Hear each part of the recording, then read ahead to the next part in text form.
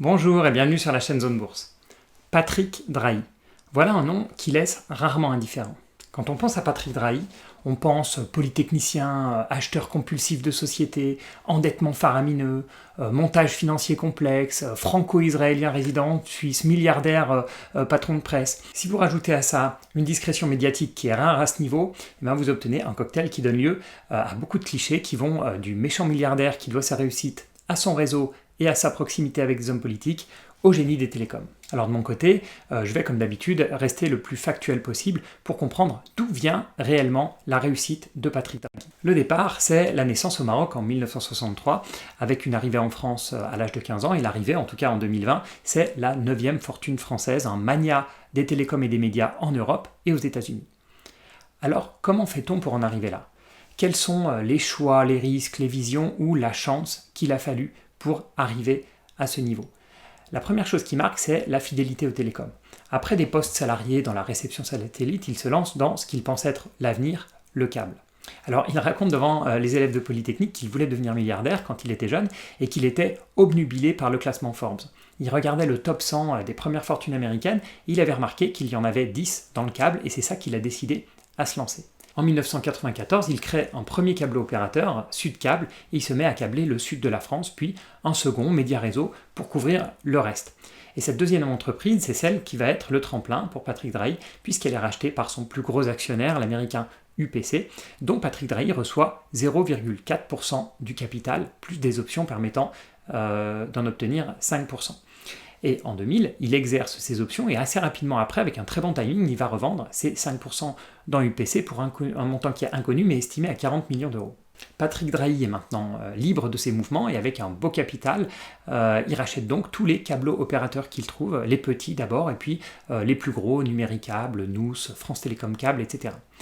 Et en 2008, il devient le plus gros opérateur du câble en France avec plus de 99% des câbles opérateurs, mais il continue les achats dans les dom-toms. Sur le papier, ce monopole, c'est une place confortable, et en réalité, il doit faire face à beaucoup de travail pour homogénéiser et intégrer tous ces petits câbles opérateurs. Et l'autre aspect, c'est qu'il utilise la méthode du LBO, du leverage buyout, ou achat par endettement, et donc son endettement commence à gonfler sérieusement. Comme pour continuer sa croissance, il a besoin d'argent frais, il va introduire en bourse l'un de ses plus beaux actifs, Numéricable, en 2013, et l'année suivante, son propre fonds d'investissement Altis. Alors, les rachats d'entreprises de Patrick Drahi sont tellement nombreux que je ne peux pas tous les citer. Patrick Drahi crée un empire, je vais en citer deux qui sont emblématiques, SFR et puis le côté média. En 2014, Patrick Drahi, au travers de Numéricable, va racheter la filiale de Vivendi SFR.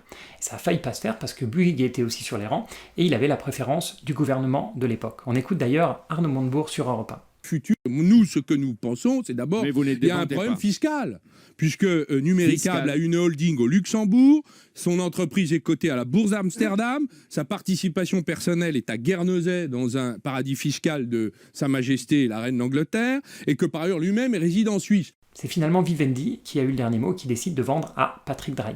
Alors normalement, il n'y a pas d'intervention de l'État dans un rachat de ce type, mais ce qui a fait couler beaucoup d'encre, c'est qu'Arnaud Montebourg a rajouté un décret qui fait que puisque Numéricable est basé au Luxembourg, le ministre de l'économie doit autoriser le rachat.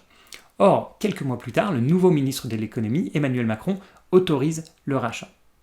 Et les autres rachats, souvent mentionnés comme problématiques par les détracteurs de Drahi, ce sont les médias. Il va racheter d'abord Libération, qui est en quasi-faillite, puis l'Express, l'Expansion, puis une série d'autres, avant de racheter Next Radio TV, c'est-à-dire entre autres BFM et RMC. On écoute Patrick Drahi qui explique devant le Sénat le rationnel de ces achats. Écoutez, moi je suis très fier de ce que j'ai fait pour la presse. On m'a rien demandé. J'ai sauvé un premier titre. Vous pourrez demander... J'ai sauvé un deuxième titre. Et j'ai trouvé, je pense, un modèle économique pour l'ensemble de la presse. Et je pense que je serai suivi par beaucoup de gens. Point barre. Et maintenant, comment on développe ? Je peux vous dire que les titres qui sont disponibles sur l'application SFR, aujourd'hui, sont visibles par 12 millions de personnes. Ça ne veut pas dire que 12 millions de personnes les regardent tous les matins, mais des centaines de milliers les regardent tous les matins, là où ils étaient quelques milliers il y a 3-4 mois. 2017-2018, c'est le trou d'air pour Drahi et sa holding Altis, plombée par 50 milliards d'euros de dettes avec des résultats en baisse, elle s'effondre en bourse. Et petit à petit, Altis renégocie ses échéances, se divise en deux sociétés, Altis Europe et Altis USA, et regagne des clients, mais les rumeurs de surendettement ont durablement impacté le groupe.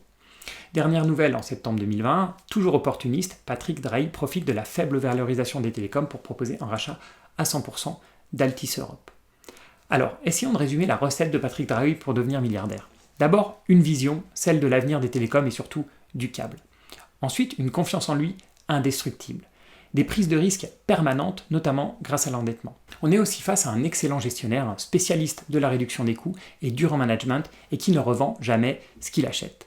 Alors on peut le penser chanceux, comme quand il revend ses parts dans UPC juste avant l'éclatement de la bulle Internet, mais en étudiant son parcours, j'ai été surpris de voir à quel point la chance avait finalement assez peu d'impact dans sa réussite. Dernier ingrédient de sa recette, sa discrétion. Il raconte que ça vient de son enfance. Il était petit, bronzé, 2 ans d'avance et premier de la classe dès le premier trimestre. Tout ce qu'il fallait pour ne pas se faire aimer en tant qu'ado. Et dès le deuxième trimestre, il a levé le pied pour être deuxième de la classe et les choses se sont arrangées. Et depuis, il a décidé de communiquer le moins possible. Y a-t-il des zones d'ombre ? Oui, il y en a. D'abord les fameux montages financiers passant par le Luxembourg, Guernsey, les Pays-Bas.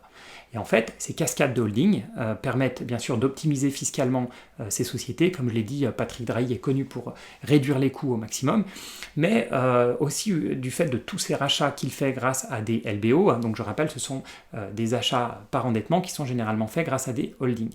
Donc le fait aussi de racheter via ces techniques-là, et le fait d'autant plus qu'il ne revend jamais, ça donne une immense toile d'araignée qui ne fait que grandir. Il y a eu aussi des pratiques un petit peu limites, comme quand SFR paye 196 millions pour racheter les journaux de Patrick Drahi, qui a fait une belle plus-value au passage, ou bien quand il fait déménager SFR dans un immeuble qui lui appartient en direct. Je vous ai fait un survol de la carrière de Patrick Drahi, j'ai dû passer beaucoup de détails, ou de choses qui sont beaucoup moins des détails, mais qui prenaient trop de temps à expliquer. Mais c'est vrai qu'après la préparation de cette vidéo, je comprends beaucoup mieux pourquoi Patrick Drahi ne laisse pas indifférent. Il est vraiment atypique parmi les entrepreneurs français, puisqu'il est à la fois un mélange de l'élite républicaine française, mais aussi un exemple de pur capitaliste type américain. Alors je commence à avoir l'habitude des commentaires sur ce type de vidéo, j'ai déjà eu le cas avec George Soros, donc s'il vous plaît restez courtois et constructifs dans les commentaires. Je vous rappelle que je n'efface que 2 types de commentaires, les insultes et les arnaques, les liens d'affiliation, etc. Donc si vous n'êtes pas d'accord avec ce que je dis, il n'y a aucun problème, mettez-le en commentaire, mais voilà, s'il vous plaît restez courtois. Merci encore d'avoir regardé cette vidéo jusqu'au bout et à bientôt pour d'autres vidéos.